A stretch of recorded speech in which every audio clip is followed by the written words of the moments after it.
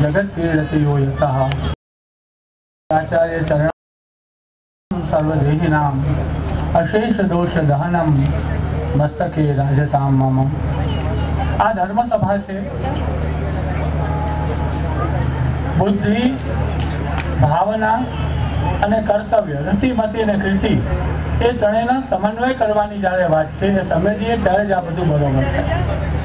એટલે પહેલે તો આપણે ધર્મનું સ્વરૂપ સમજીએ કે એક જ વાક્યમાં દરેક ધર્મ કે સંપ્રદાયને આ લાગુ પડે છે। માનવતા અને ઉપાસના પદ્ધતિની વિશુદ્ધતા। માનવતાનું કોઈ ઉલ્લંઘન કરે ધર્મની વાત ન હોઈ શકે, ન હોઈ શકે એટલે ન જ હોઈ શકે। માનવતાનું ઉલ્લંઘન કરીને જે ધર્મની વાત થઈ રહી છે એ વાસ્તવમાં યા તો પ્રમાદ છે, અજ્ઞાન છે અથવા પાખંડ છે। માનવતા એટલે દયા, પરોપકાર, સત્ય, સંયમ અનિવાર્ય છે અને હિંસા આધારિત સમાજ વ્યવસ્થામાં ક્યારે પણ સાચી શાંતિ કે ઉન્નતિ શક્ય નથી। હિંસા આધારિત એટલે શું? ઉપયોગી છે ત્યાં સુધી રાખવાનું અને પછી જવા દેવાનું। આ શાસન વ્યવસ્થા પણ બદલાવી પડશે।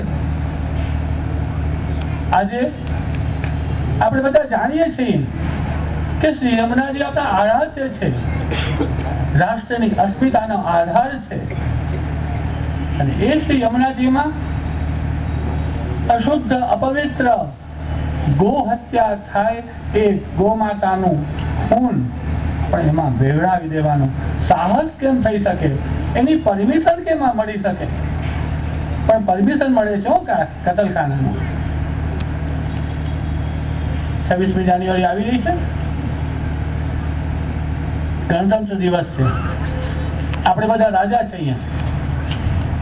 તો એ રાજા કે જેના શાસનમાં કાયદેસર રીતે ગોહત્યા થતી હોય, કાયદેસર રીતે માનવતાના ઉલ્લંઘનના પરમિશન અપાતા હોય, કાયદેસર રીતે એવી ફેક્ટરી કે જેનું પ્રદૂષણ ક્યારે પણ દૂર ન થઈ શકે, વિદેશીમાં બંધ છે વિદેશીમાં, વિદેશમાં ઘણી બધી જે કારખાના છે એની પ્રોહિબિટેડ છે પણ અહીંયા પરમિશન આપે છે, એવી શાસન વ્યવસ્થા અને પ્રજાતંત્ર છે તો આપણે પણ એ સહભાગી બનીએ છીએ, ક્યારે પણ ન થવું જોઈએ। અને ત્યારે જ શક્ય છે કે સાત્વિકતા અને માનવતાનું પાલન એ નહીં તો એક યોજનાકાર જે બધી યોજનાઓ બનાવે છે, તેનો અમલ કરે છે તો આપણા માનવ ને એવી કેમ યોજના બનાવી શકે કે ગંદુ, અપવિત્ર, અશુદ્ધ કતલખાનાનું જલ ભલે ફિલ્ટર કરીને પણ યમુનાજીમાં નાખવામાં આવે એવી કેમ યોજના બની શકે? એનો વિચાર પણ કેમ થઈ શકે? પણ આજ સુધી કોઈ પણ યોજનામાં આ વાતનો વિચાર ન કરવામાં આવે। પ્રદૂષણને દૂર કરવા માટે ફિલ્ટર કરો અને પછી નાખો તો શ્રી યમુનાજીમાં જ।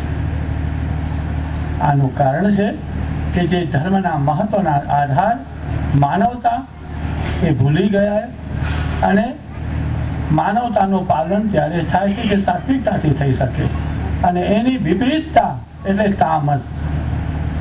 તામસ એટલે નોનવેજ, તામસ એટલે દ્યુત, તામસ એટલે મદ્ય, તામસ એટલે અનૈતિક સંબંધો અને અસત્ય।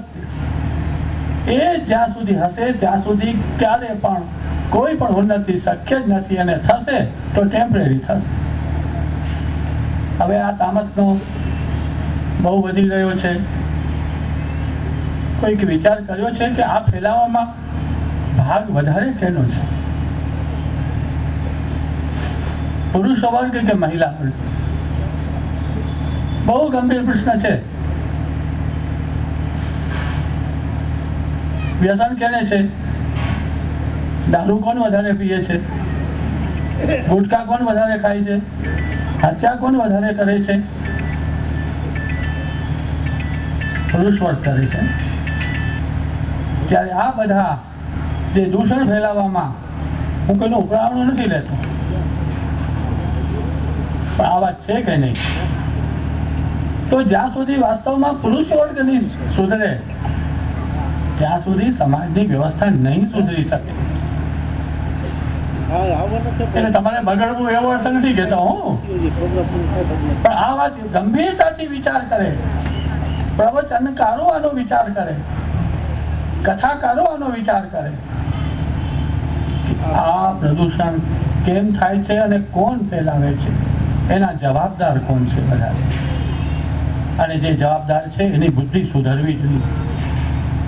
અને એ બુદ્ધિ સુધારવા માટે જ પાઠશાલાનું આયોજન છે. બાળકો સુધરશે તો બધા વડીલો સુધરશે. અનેક પ્રશ્નો છે, બધા સાંભળી લીધા અને એમ આપણે પૂરું સમર્થન છે બધા વક્તાઓનું. કંઈક આપણે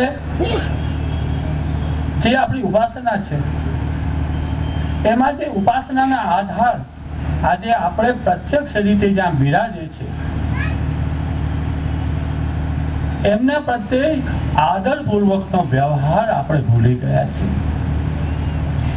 જેમ ગો માતા, અત્યારે સંક્રાંતિ આવી રહી છે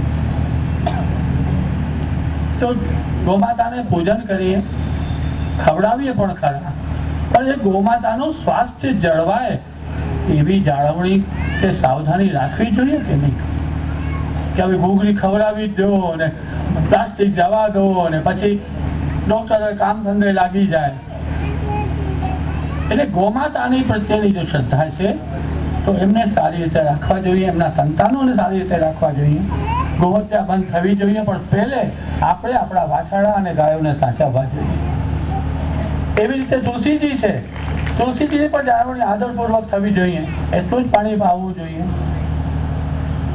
એમ કે શ્રી યમુનાજી એમનું જે આદિભૌતિક સ્વરૂપ છે એ જ આપણો આધ્યાત્મિક અને આદિદૈવિક પૂજનનો આધાર છે, એ ભૂલો નહીં. એ આદિભૌતિક સ્વરૂપમાં યદિ પરિવર્તન આવી ગયું, પ્રદૂષણ આવી ગયું, તો આપણી ઉપાસના ખોટે રસ્તે જઈ રહી છે. એ ઉપાસના નથી, એ પૂજન નથી, એ સેવા નથી, એ આદર નથી, પણ એ અનાદર છે. પણ ક્યાંક ને ક્યાંક આપણે એ આદિભૌતિક સ્વરૂપને બગાડવામાં નિમિત્ત બનીએ છીએ. અને દુઃખદ વાત તો ત્યારે બને છે કે જે આપણે ધર્મ સમજીને કરી રહ્યા છીએ એનાથી પ્રદૂષણ થઈ રહ્યું છે.